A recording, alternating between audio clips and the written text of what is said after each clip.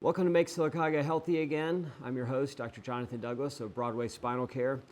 Today we're going to do something kind of interesting, have a little fun if we can. I love experiments, and so we're going to test something today on air live, and it is the future. They told us the future was flying cars. I did not fly here in a car, I can tell you. I don't know if that's going to happen at any point very soon, but AI doctoring is here.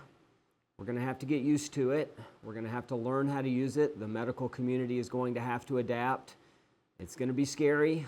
There's going to be a lot of bumps along the way, but it's going to happen, and we have to adapt to it, and we might as well start thinking about it now.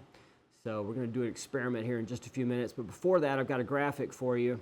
Zig Ziglar is one of my favorite people. He said, if you're not willing to learn, no one can help you.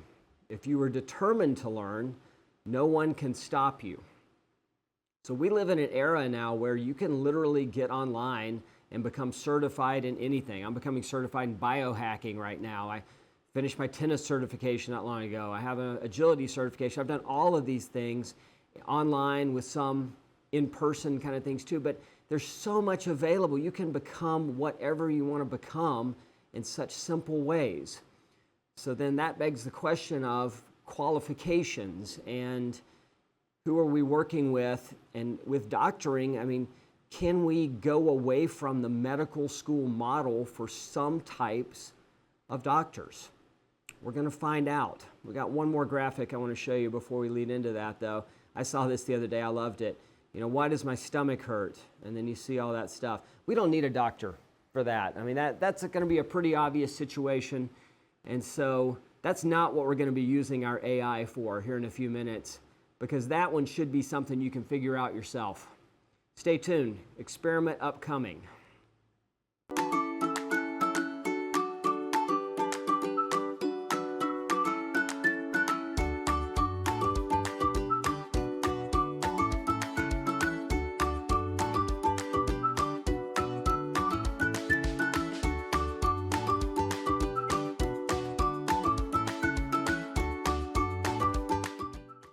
I've got one more graphic I want to start with here, and this is actually quite surprising to me, but the U.S. medical licensing exam is something that every medical provider has to take, and the average doctor who passes this is in like the 70 percentile, and that's not a bad score on the USMLE, actually, and they've been testing GPT, open evidence, all these doctor-programmed AIs to see how they will do on this. And this came out, let's see, this is in 23, that it's actually just being published, but this is the score that AI can get on the National Medical Licensing Exam. So this is the standard for doctors.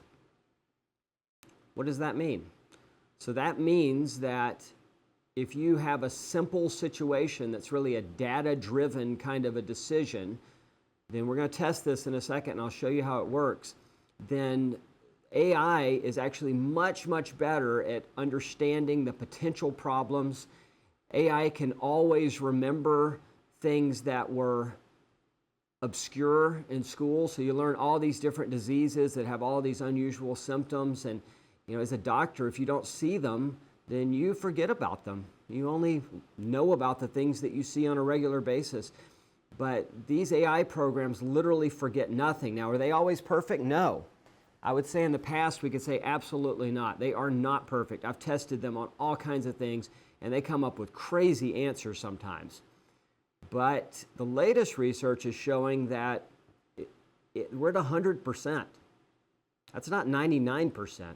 That's 100%. So 100% of the questions you ask AI in this open evidence, and GPT is very, very close, then we're going to get the right diagnosis and we're going to get the right treatment plan.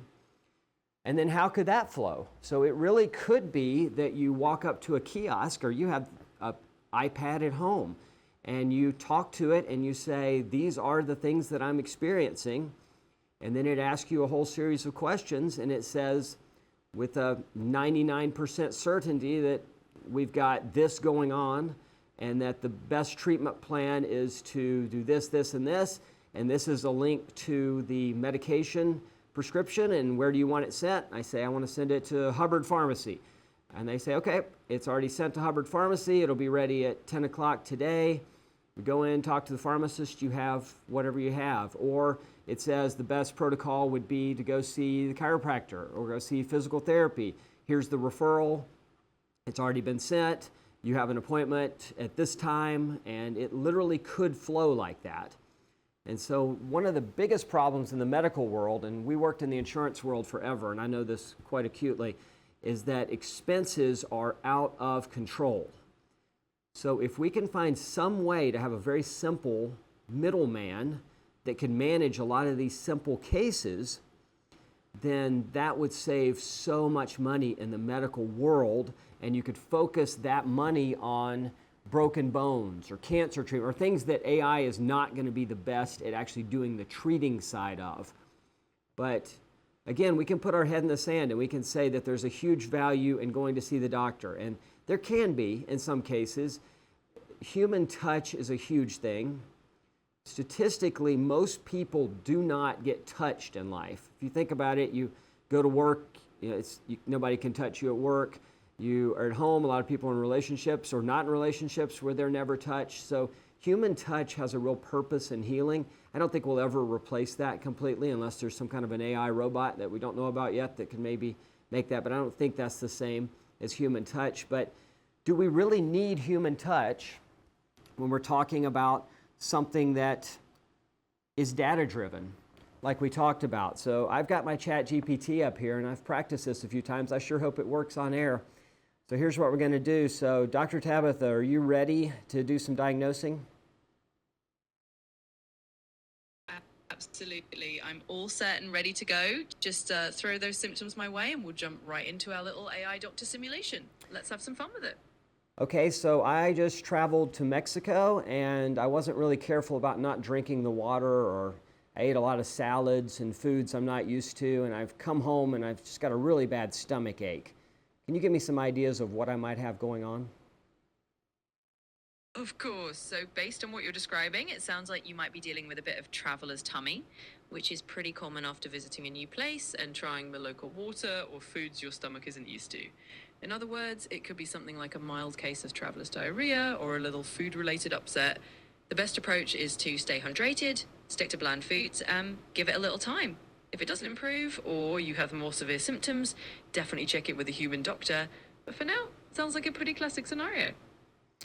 So that is a pretty typical thing that we can learn at the moment for free Chat GPT kind of setups. And I have a paid one, and it will go more in depth on that. But that's a very simple scenario. I gave it symptoms that almost anybody could figure out. But as you go more in depth, it actually gets better and better the more complicated the symptoms are, because the more complicated, the more likely it is that a human doctor will forget that this plus this is that really rare scenario that requires something else. So again, we can put our head in the sand and we can pretend like this is not going to happen, and we can say, oh my gosh, we need these human doctors, and there's something that the human touch provides, and there's something that human creativity provides. And I think that there's a lot of times that's true, but the research isn't showing that it's true on these data-driven kind of things, like a simple, straightforward. We probably don't need providers in the way we have in the past. And so what's that going to mean? We don't know. But we're in that era. You can get it on your phone. It's so simple. I'm not telling you to eliminate your doctor. That is not the case, and I would never say that. And don't depend upon this diagnosis, especially if it's something that's complicated. But I'm just telling you, the options are coming. And so in a year from now, if you walk up to a kiosk and you put in some symptoms and all those things happen, like getting a prescription or getting a recommendation for physical therapy or chiropractic or whatever else, spits out some exercises, don't be surprised, because it's coming and it's going to be a part of life very, very soon. As Buffalo Springfield said, there's something happening here, but what it is isn't exactly clear. We'll know more soon. Thanks for tuning in.